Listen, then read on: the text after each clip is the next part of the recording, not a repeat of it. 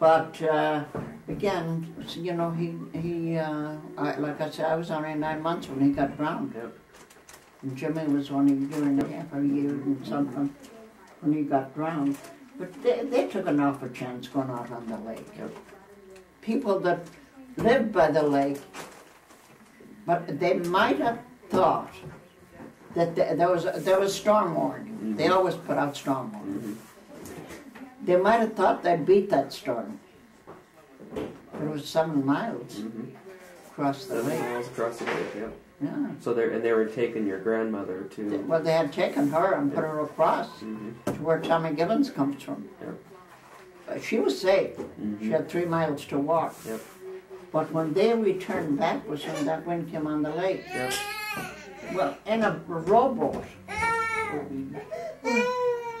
Oh, the pig bit her. In a rowboat.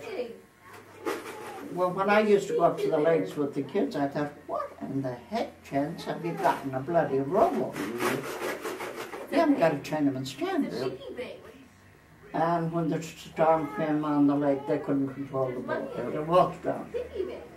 Some said they were found, the bodies were found. Others said the bodies were never found. Which I believe the one thing that the bodies were never found. Because although they said that the bodies were found, but they had some kind of a thing in Ireland that it wouldn't be lucky to bury the bodies during the day or with, you know, with people knowing about it. I don't know. Yeah. So there's no grave that they ever had? No, there's no grave. Yeah.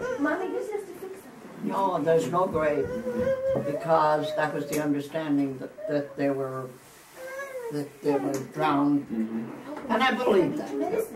You know, if you're in water and it would be more than 4 feet deep, it would be at least 6, 7 feet deep, maybe deeper.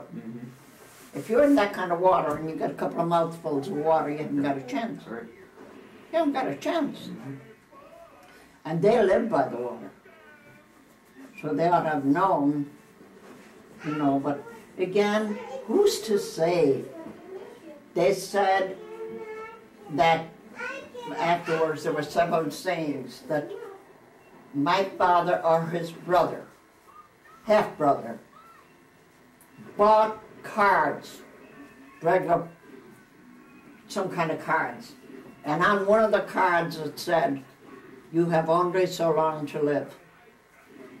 And that was the but you wonder, you know, they always say that your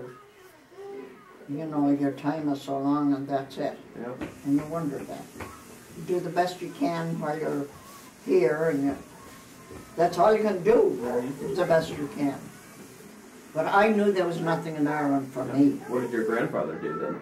What was he? Grandpa and Grandma died about 4 months apart, 3 or 4 months apart. What did they do when they were growing up? Farming. Farming? Yeah. They had a nice farm. They had a nice farm. And they had milk cows, and they had pigs and calves. But they didn't have sheep now. That was not a sheep country. You know, where they were was not sheep country. Where my mother was sheep country. But was it a farm that was passed down from generation to generation? I would imagine so. But where my grandparents were, you always had plenty of milk, butter, and eggs. You always had chickens, and you always had plenty of milk and cream, and my grandmother was and I often think anything that came in contact with the milk, when they milked the cow and strained the milk and everything, had to be scalded, as they'd call it. Sure, that was sterilizing. Yep. They had crocks, and they would boil water and scald those crocks before they put the milk in to make cream. You know, when you think of it, with what little they had, then they had a big press where they'd keep the milk and the cream It'd be about from that wall to that wall and high. And then keep the cream and the milk in that press. But anything that contacted the milk had to be scalded. Yep. Had to be scalded. And Grandma was finicky.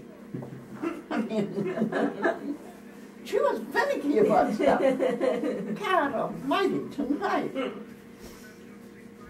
But they were good. I mean, they took Jimmy and my son, then when they both died so close, and somebody advised Jimmy that he better get my stepfather into court and get the land, you know, because he said if you don't do it, you get a time limit. It's like everything else, you know, that there's a time span that you have to work with. And they said if you don't get it taken care of, you know, he can claim it. Yeah. So, but anyway, Uncle Tom, Bridie's father was the one that advised him on that, and he did. And they said that when he first approached my stepfather, you know, his name was Pay, my stepfather.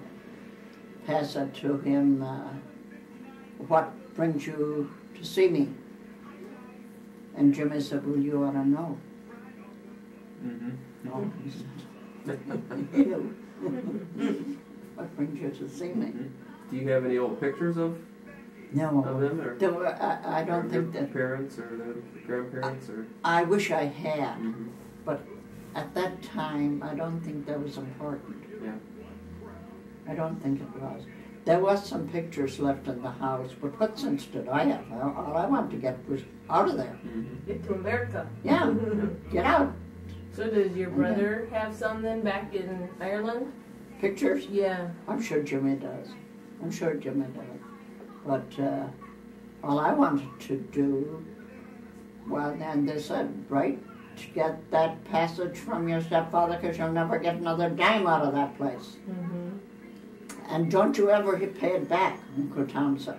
I don't ever want to hear that you paid it back.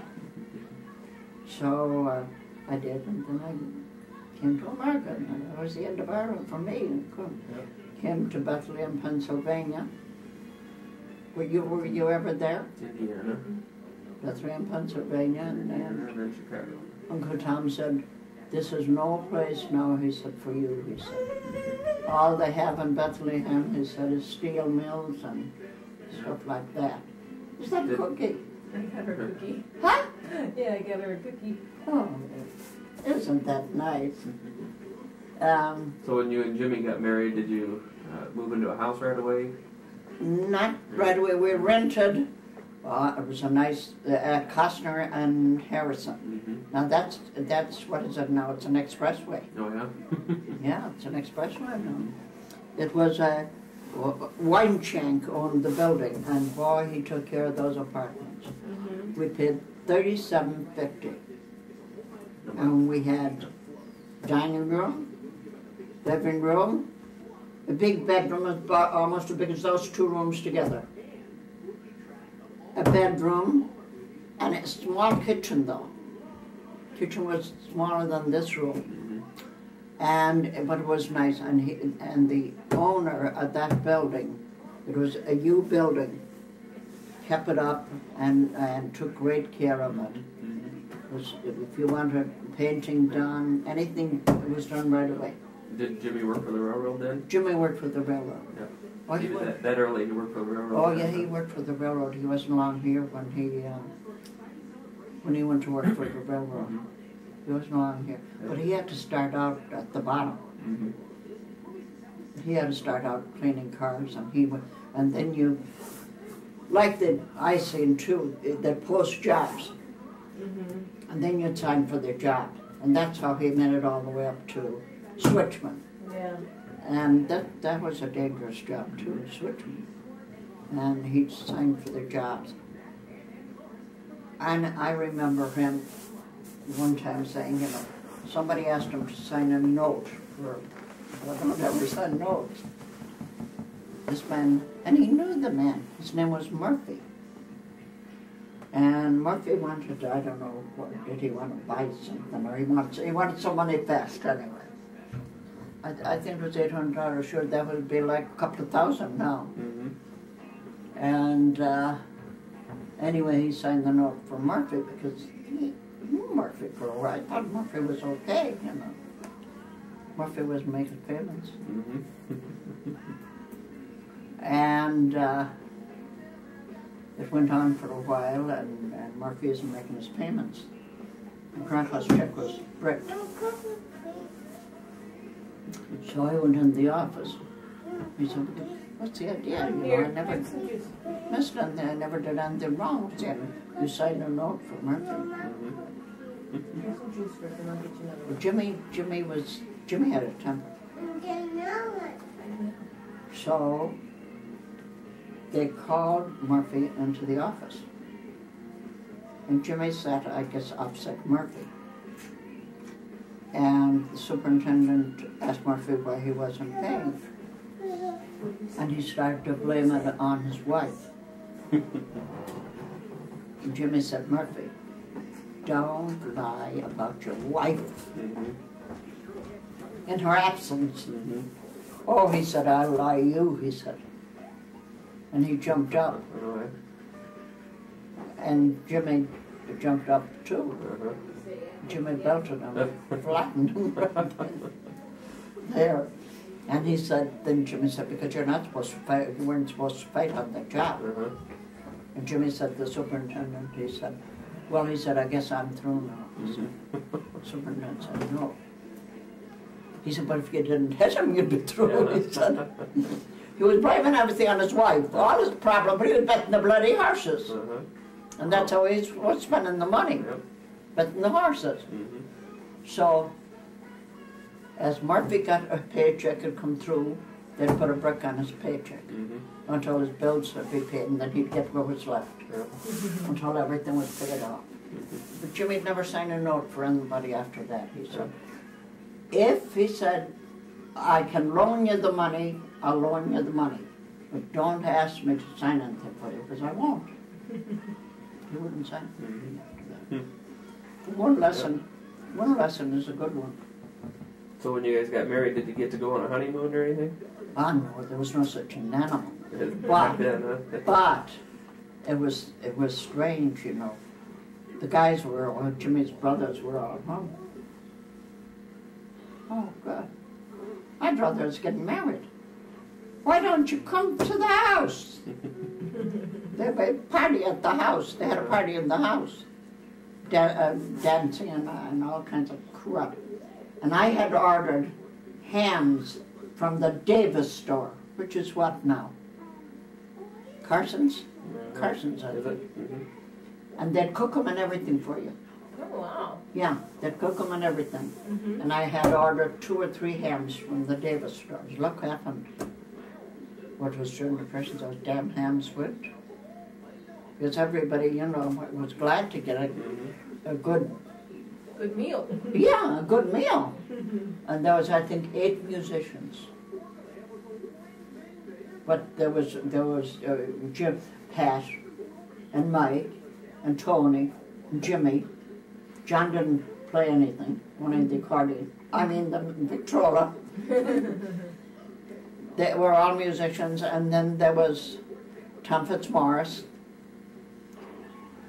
Johnny McGreevy, and I don't know how many other, and they were there until almost morning, playing and eating. Yep. Well, there's plenty to eat because of the hams, you know. And all they didn't want anything fancy, you know, just rye bread and white bread and ham. Yep. And mustard or whatever. You didn't have to have cakes or sweets. You know, that didn't mean a hell of a beans to them. Yeah. But then And how old were you when you guys got married? I was, what? 22, I think. I think 22 or 23. Mm. What was Grandpa? He was 7 or 8 years older than I was. 29, I'd say. You married a young one. Huh? You married a young one. He was 29, he was quite a bit older than I was. See, I was going with DC at the, but DC, poor DC was a nice guy too. And who the devil was DC related to now but Uncle John's, Patricia's, those DCs. Oh, yeah? Yeah, Martin was related to them. Martin was a nice guy, awful nice guy.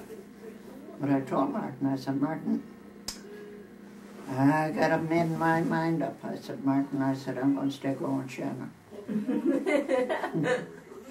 So you had to choose, huh? I had to, I was put in the spot. He said, Margaret, if you ever change your mind, I'm here.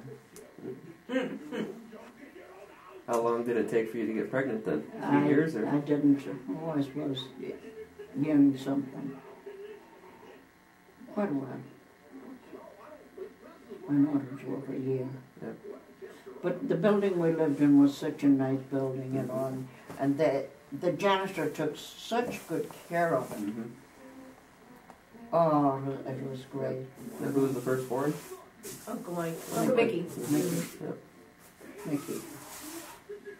Mickey. And then Mickey turned out to be not too good either when he was 9 months. You know, he got lobar pneumonia. Oh, really? Oh, really? Yeah, he got lobar pneumonia. And then I had a Jewish doctor. Michael Levin.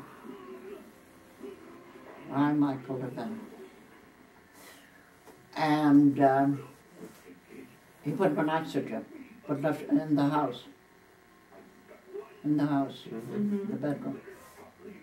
And you had to administer it, you know, like to make him breathe. Right. Because of the pneumonia. It was lobar pneumonia, and to make him breathe, you had to administer it, and you administer it so many, it would be a minute, half a minute, whatever, Mm-hmm. you know. But Levin showed you how to do everything. Levin was a great doctor. I'm Michael Levin. And So you're still in the apartment then? we're still in the When apartment. Uncle Mickey was born? Yeah. Yeah. Well, Mickey was very sick. No, sick, I suppose, well, you know, just wonder. Sometimes you wondered if he'd ever make it. But he did. But if we didn't have a good doctor, he would have had after effects. Mm-hmm. But he didn't have any after Yep. effects. This is when he was under a year old? Oh yes, he was only a matter of months. Okay. The one thing, and Levin hollered about it, that when you have a baby, a new baby, you should never, he said, let people come in off the outside, he said, and go right into the bedroom, he said. Because, he said, they're bringing the cold air from the outside into that child, he said.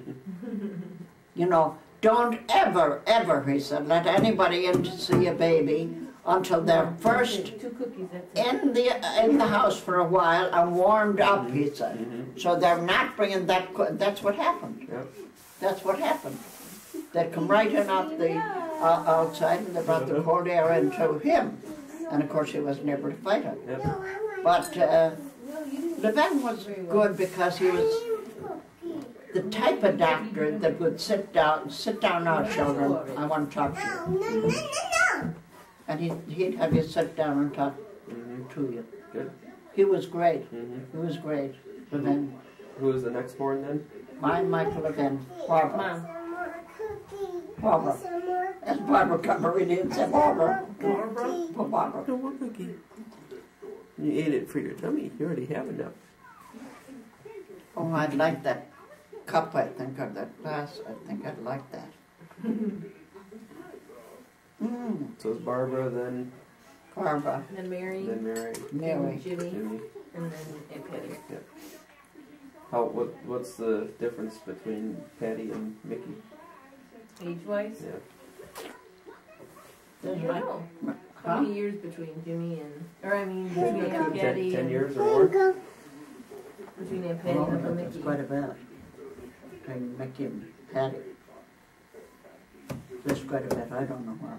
There is quite a bit between Mickey and Patty. But Mickey wasn't much, I mean, I don't know, not telling, not 3 years or anything older than Barbara. Jimmy, though, was quite a bit younger. Mary was, I think, between Barbara and Mary, I think there's 3 years, is it? No, I don't even know if I know. I I think think Uncle Mickey is two to three, between two Yeah, and three, three. I because think I about think he's 3 the years. same age as Dad, Yeah. and there's about 2 years between Mom and Dad. Oh, wow. See, that's... Because I think the same year that Dad turned 60, so did Uncle Mickey. When is your dad's birthday? I think April. April, well, see, April 24th. then your father, the following, Mickey's September. Oh, well, See. maybe he turned 60 first then. Yeah, he And did. then Mickey Dad did. Yeah. But, So did you live in the apartment for quite a while? we did. Okay, so were all the kids born in? No, jeez, Mary and Joseph, no. What happened in the apartment, and I would never ever advise anybody to do it again. We painted it, painted closets, painted every bloody bit of it, and the apartment building went up for sale. What apartment did they want? Yours. Ours. It was just paint, you know. Everything was painted in there. Okay. I knew this Mrs. McGuire. I worked with their daughter in the hospital. And she had a 2-flat at 4018 West Adams. And so, when our apartment, Costner and Harrison, when they both sold that building, the bloody buggers wanted our apartment. So you had to get out. Did you go to another apartment or did you buy a house? No. Well, then I knew Mrs. McGuire. And they had this 2-flat at 4018 West Adams. Okay. So I worked with the daughter, so I called the daughter.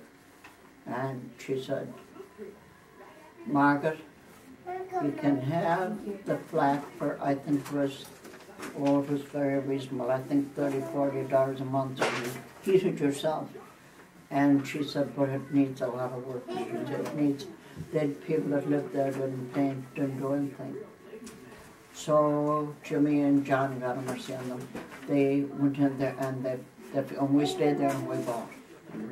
Until somebody else bought that building, and Jimmy said, I'll never fix up another place for somebody to move into. That's it. So we went out and we looked, and we contacted a realtor that worked for this realtor, Murphy. And that's when Murphy found us the house. On Austin? Yeah. Now the house, where do we live? 5406 West Walton Street. By Austin. Yeah, that was it then. West Walton. So we bought that. That was a great house. There was up and downstairs. And when Father Michael, and there was 2 bathrooms, we put in poor Wally Peterson. He was a neighbor, and he'd come down, and he was great at it. An awful handy guy. I mean, he could build a room out of nothing. And Wally'd be down first thing in the morning because they lived 2 or 3 doors down. I'd make him coffee and put some breakfast in your tone all that. And he'd start in working. And that's when that apartment, 4018 West Adams Street, and 4048 McGuire's. After that, Jimmy said, that's it, the hell with it. Not to shoot up an apartment for anybody else. When you moved into the house, then that was, did you have any, was any of them born after that? Oh, I'm sure they were. So, you lived in there until when? When did you buy this? Where was our house again? Where was our house again? 5406 West Walton? Yeah. I'm Can't sure remember, they when were. did you guys move here? I don't remember what year. What year did you guys move here down here? The 70s or 80s? But Or? Father Michael had his own room when he came in from Minnesota. And he had the bathroom right near the bedroom. He didn't want anybody interfering with his quarters. Oh, he tore one for his Father Woods, I think. He said, Jimmy and Margaret is my friends, go find your own. Go find your own. Oh, dear God. But there was a lot of company in our house, Matt, when, you know, there were so many musicians, you know, that they'd gather. And you always made them something to eat. You always made sandwiches. And then they were never too concerned about cakes and stuff and sweets, but as long as you had sandwiches, you know, that's all they were concerned about. But there was always enough cheese in the house. Yep. I often say that. And